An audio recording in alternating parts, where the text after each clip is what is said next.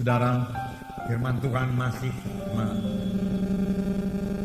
mengenai bagaimana kita mengatasi krisis atau bagaimana kita mengatasi persoalan-persoalan dalam hidup kita.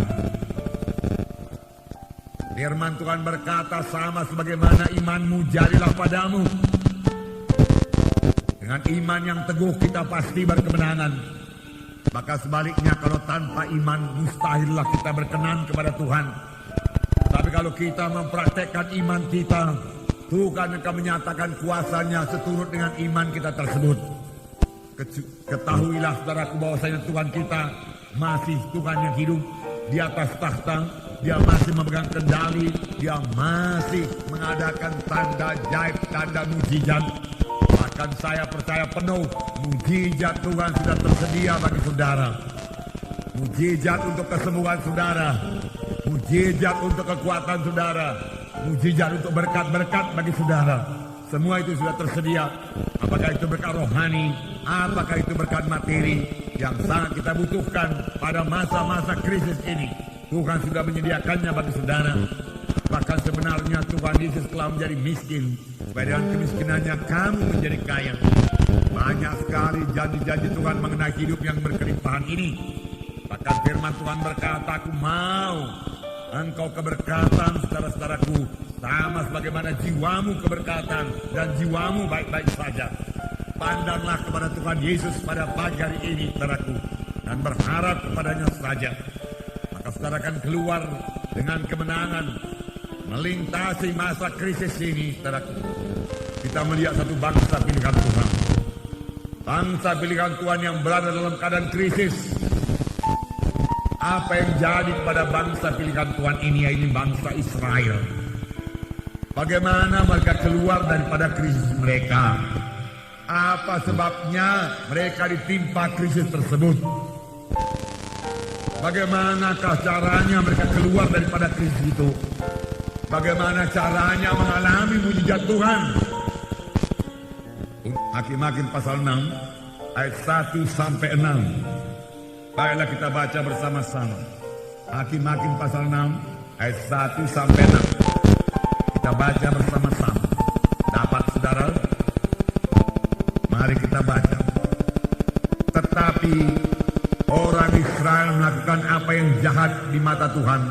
Sebab itu Tuhan menyerahkan mereka dalam tangan orang Midian 7 tahun lamanya. Dan selama itu orang Midian berkuasa atas orang Israel.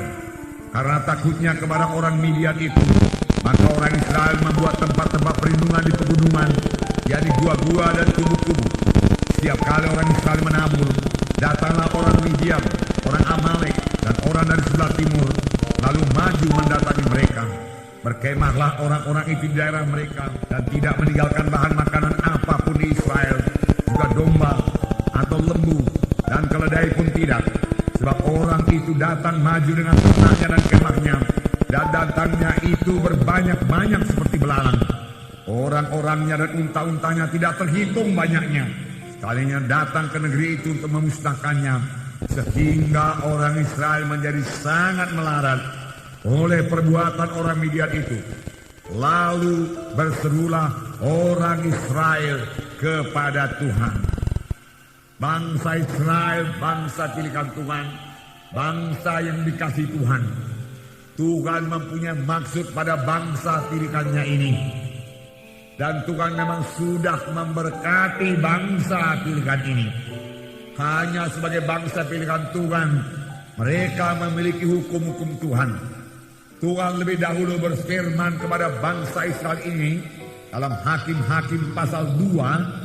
Mereka Tuhan berkata, tetapi janganlah kamu mengikat perjanjian dengan penduduk negeri ini. Mezbah mereka haruslah kamu robohkan. Tapi kamu tidak mendengarkan firman-Ku. Mengapa kamu berbuat demikian? Lagi aku berkata kepadamu, aku tidak akan menghalau orang-orang itu di depanmu, tetapi mereka akan menjadi musuhmu, dan segala ilah mereka akan menjadi jerat bagimu. Aku akan mengantarkan kamu ke tanah Kanaan. Tapi janganlah kamu menyembah Allah orang Kanani ini. Tetapi kamu tidak mendengarkan firman-Ku. Inilah selalu kesalahan bangsa Israel. Mereka menyimpang dari jalan Tuhan. Sesudah mereka diberkati Tuhan, mereka mulai lupa kepada Tuhan. Dan mulai ikut adat istiadat bangsa Kanani. Dan mulai ikut menyembah ilah-ilah orang Kanani. Lalu datanglah persoalan. Perlindungan Tuhan dicabut daripada mereka. Dan pada waktu perlindungan Tuhan dicabut, maka dengan mudah musuh-musuh menguasai Israel. Dan tanpa perlindungan Tuhan, Israel tidak punya kekuatan.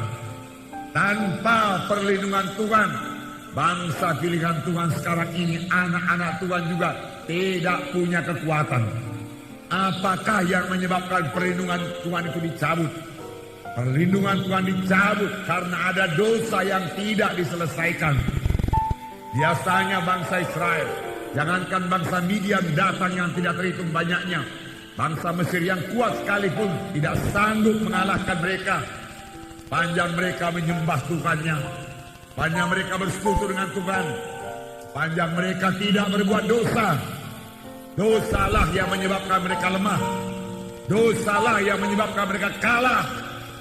Dosalah yang menyebabkan anak-anak Tuhan sekarang dikuasai oleh setan, dikuasai oleh kutuk dosa. Dosa menyebabkan doa tergendala.